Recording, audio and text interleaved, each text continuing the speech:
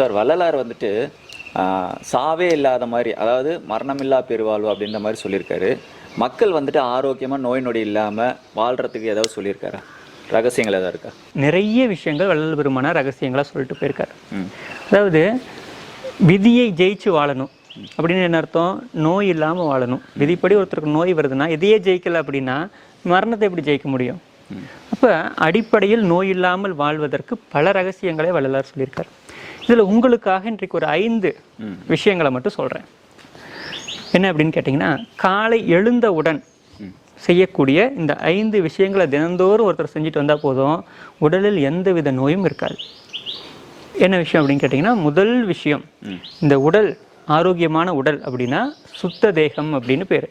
சுத்த தேகமாக இருந்தது அப்படின்னா உடலில் நோய் இருக்கக்கூடாது. நோய் இருக்கக்கூடாதுன்னு அர்த்தம், வந்த நோய்கள் சரியாகணும், மீண்டும் நோய்கள் வராத மாதிரி வருமுன் காக்கணும். அதற்கு அடிப்படையில் நோய் அது கொடுத்தாலும் ஒரு சின்ன ஒரு அடிப்படை விஷயத்தை புரிஞ்சுக்கணும்.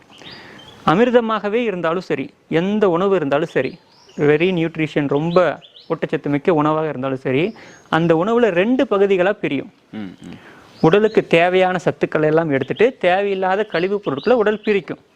அந்த கழிவுப் பொருட்களை என்னவா விஷபாகம் அப்படின்னு எடுத்துக்கலாம். இன்னொன்று அமுத பாகம்னு எடுத்துக்கங்க. அமுத பாகத்தை உடல் எடுத்துக்குது, விஷபாகத்தை வெளியேற்றணும். அப்போ இந்த கழிவுகளை உடல் வெளியில் தள்ளிருச்சுன்னா ஓகே. கழிவுகள் வெளியில் தள்ளாமல் உடலுக்குள் தேங்கும் பட்சத்தில் அதுதான் நோய் அப்படின்னு பேர். அப்போ உடலுக்கு நோய் அப்படின்னு என்ன? உண்ட உணவினுடைய கழிவுகள் உடலில் தேங்கும் போது அது நோயாக மாறுகிறது. எல்லா நோய்களுக்கும் இதுதான் அடிப்படை காரணம். இந்த கழிவுகள் ரத்தத்தில் தங்கலாம், மூளையில் தங்கலாம், இதயத்தில் எங்கே வேணால் தங்கலாம். ஸ்ட்ரோக்கு, ஹார்ட் அட்டாக் பேர் தான் வேறையே தவிர உங்களுக்கு எல்லாமே பேசிக் கான்செப்ட் ஒன்று தான். நம்பர் 1 சீக்ரெட் என்ன அப்படின்னு கேட்டிங்கன்னா, கழிவுகளின் நீக்கம். உடலில் எந்த கழிவுகளும் நிற்கக்கூடாது. அப்போ மலை ஜல கழிவுகள், அதை காலை கடன் அப்படின்னு பேர்.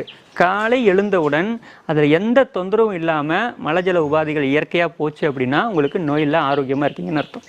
ஆனால் இன்றைய சூழல் எல்லாத்தையும் மாற்றிருச்சு.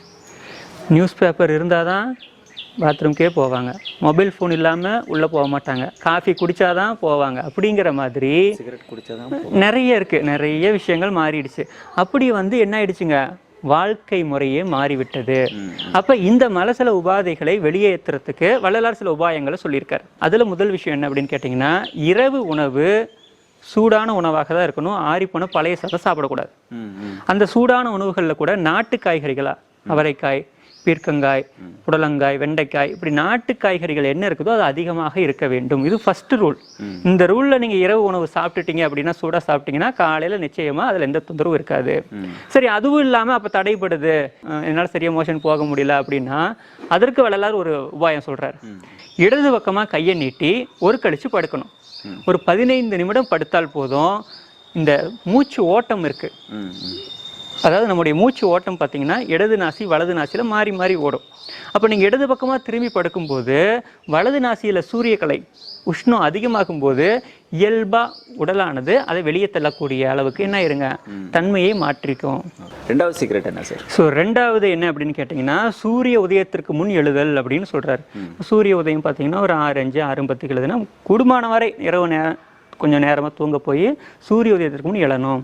ஏன் அப்படின்னு கேட்டிங்கன்னா, இந்த காலைக்கடன் பார்த்தீங்கன்னா நேரம் தாழ்த்தி அவர்கள் அந்த விஷயங்கள் எல்லாம் செய்யும்போது என்னாகும் அப்படின்னு கேட்டிங்கன்னா, இந்த விஷம் உடலில் தங்கிய கழிவுகள் மீண்டும் குடலில் இருக்கக்கூடிய உறிஞ்சிகளால் உறிஞ்சப்பட்டு அதில் இருக்கக்கூடிய அசுத்த வாயு மற்றும் அசுத்த நீர் ரத்தத்தில் கலக்கும்போது உடலில் தேவையில்லாத வியாதிகள் வரும். பல தோல் வியாதிகள்லேருந்து பல நோய்கள் வரத்துக்கு அடிப்படை காரணமே காலைக்கடன் போகாததுனாலையும் அதை நேரம் கழித்து போஸ்ட்போன் பண்ணுறதுனாலையும் தான் ஆகுது. ஏன்னா உடல்ல கழிவு தேங்கிருச்சு, அதை வெளியேற்றணும். அதை செய்யாம மற்ற விஷயங்கள்ல நீங்க அப்படியே போகும்போது என்ன ஆயிரும்? அதனாலதான் நிறைய பேருக்கு தலைவலி வர்றது, ஒற்றை தலைவலி, பீனிசம் நிறைய வச்சுக்கலாம். இவங்க எல்லாத்துக்கும் பார்த்தீங்கன்னா இது ஒரு அடிப்படை காரணமா இருக்கும். சூரியோதயத்துக்கு நீங்க எழுந்து பழகிட்டாலே போதும்.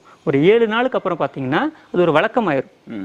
ஆரம்பத்தில் சிரமமா இருக்கும், சரிவர பின்பற்றிக்கிட்டே வரும்போது நார்மலா போயிடுவாங்க. Okay sir, super super sir. 2 ரகசியங்கள் சொல்லியிருக்கீங்க. இப்போ ஒரு 3வது ரகசியம் என்ன சார்? இந்த குடலை எவ்வாறு சுத்தப்படுத்தினால் உடல் ஆரோக்கியம் பாதுகாக்கப்படுகிறதோ அதே போல நம்முடைய நாக்கு வாய்ப்பகுதியை சுத்தப்படுத்துவது மிகவும், அதாவது வள்ளல் பெருமானருக்கு வாய் கோபுரவாசல், அதாவது பல ரகசியங்களை உள்ளடக்கியது மனித தலை. இந்த தலை பார்த்தீங்கன்னா அதில் இருக்கக்கூடிய விஷயங்கள் வந்து ரொம்ப தெய்வீகமான ஒரு விஷயங்களாக பார்க்கப்படுது. அப்படி இருக்கும்போது இதை சுத்தப்படுத்துறதுக்கு வள்ளல் பெருமானார் வளலை எடுத்தல் அப்படின்னு சொல்கிறாரு. இந்த வளலை எடுத்தல்லாம் பார்த்தீங்கன்னா கொஞ்சம் கஷ்டம். ஏன்னா இப்போ புதுசாக எடுக்கிறவங்களுக்கெல்லாம் தொந்தரவாக இருக்கிறதுனால இதை ஆயில் புல்லிங் பண்ணலாம். ரொம்ப எளிமையான மெத்தடு என்ன அப்படின்னா, காலையில் எழுந்து நல்லெண்ணெய் எடுத்துக்கலாம். ஒரு 1.5 மூடி, அந்த சின்னதாக ஒரு 5 ml எடுத்து அவங்க வாயில் போட்டுக்கிட்டு நல்லா வாயை மூடி காகல் பண்ணணும். நல்லா அந்த நல்லெண்ணெயோட நிறம் முழுக்க மாறி ஒயிட்டிஷாக மாறிடும். அது வரைக்கும் தொடர்ந்து அவங்க நல்லா காகல் பண்ணிவிட்டு அதை துப்பிடலாம்.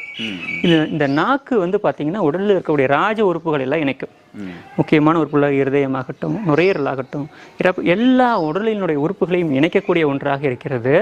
இதில் இருக்கக்கூடிய தேவையற்ற கழிவுகளை எல்லாம் நாக்கு வழியாகவே வெளியே கொண்டு வந்துடும். ஸோ அந்த அளவுக்கு இந்த நல்லெண்ணெய் வந்து உள்ளுறுப்புகளை பாதுகாக்கும். தொடர்ந்து அதை அவங்க தொடர்ந்து செஞ்சுக்கிட்டே இருக்கும்போது பார்த்திங்கன்னா தலைவலி போயிடும், தேவையில்லாத டென்ஷன் போயிடும், பல விஷயங்கள் மாறுறதை பார்ப்பாங்க. ஓகே. ஸோ அப்போ இந்த ஆயில் புல்லிங் அப்படிங்கிறது அவசியம் பண்ணணும். இது மாதிரி ரொம்பவே யூஸ்ஃபுல்லான விஷயங்கள் தான் இந்த 3 ரகசியங்களும்.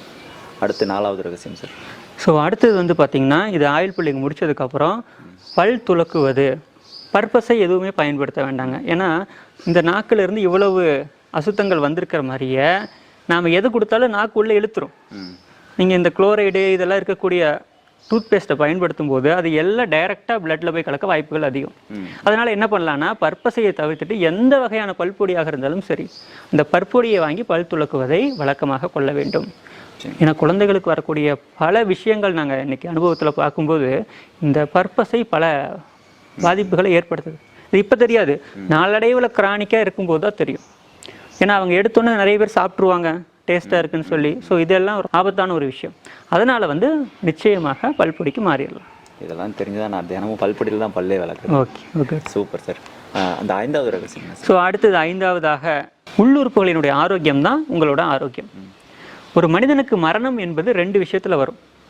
கபம் அல்லது மலம், மலக்கட்டு, மோஷன் வெளியே போகாமல் மரணம், அல்லது கபக்கட்டு, சளி அடைக்கும். அது உடல் முழுக்க இருக்கக்கூடிய திசுக்களில் எல்லாம் அடைச்சி நுரையீரல் அடைச்சி ஆஸ்துமா வரைக்கும் வரும். வள்ளல் பெருமானார் பார்த்திங்கன்னா ஒரு அற்புதமான ஒரு முக்கூட்டு கலவையை கொடுத்துட்டு போயிருக்காரு. சைனஸ் முதல் ஆஸ்துமா வரை இருக்கக்கூடிய அனைத்து நோய்களையும் நிற்கக்கூடிய கலவை. அது வந்து பார்த்திங்கன்னா முக்கூட்டு சோர்ணம் அப்படின்னு சொல்லுவாங்க. வள்ளல் பெருமானார் மூலிகை தேநீர் தயாரிக்க கொடுத்த ஒரு ஹெர்பல் டீ. காலை உணவாக வெறும் வயிற்றில் அதை சாப்பிடணும். தூதுவளை, கரிசாலை மற்றும் முசுமுசுக்கை சேர்ந்த ஒரு கலவை. இது வந்து என்ன பண்ணும் அப்படின்னு கேட்டிங்கன்னா, கொஞ்சம் கொஞ்சமாக டெய்லி நீங்கள் நாள்தோறும் காலையில் வெறும் வயிற்றில் சாப்பிட உள்ளுறுப்புகளை பலப்படுத்திடும். அப்போ ஆல்ரெடி இருக்கக்கூடிய தேவையில்லாத நோய் சம்பந்தமான அனைத்து கழிவுகளையும் வெளியே கொண்டு வந்துடும். இப்போ ஆரோக்கியமானது பாதுகாக்கப்படும். இப்போ நல்ல ஒரு விஷயம், ஒரு ரகசியம் நல்லா பாருங்கள், எல்லா இதுலேயும் பாருங்கள், இந்த கழிவு நீக்கத்திற்கு உடலுக்கு நம்ம ஒத்துழைப்பு கொடுக்கறத இத்தனையும் ஃபாலோ பண்ணியிருப்போம்.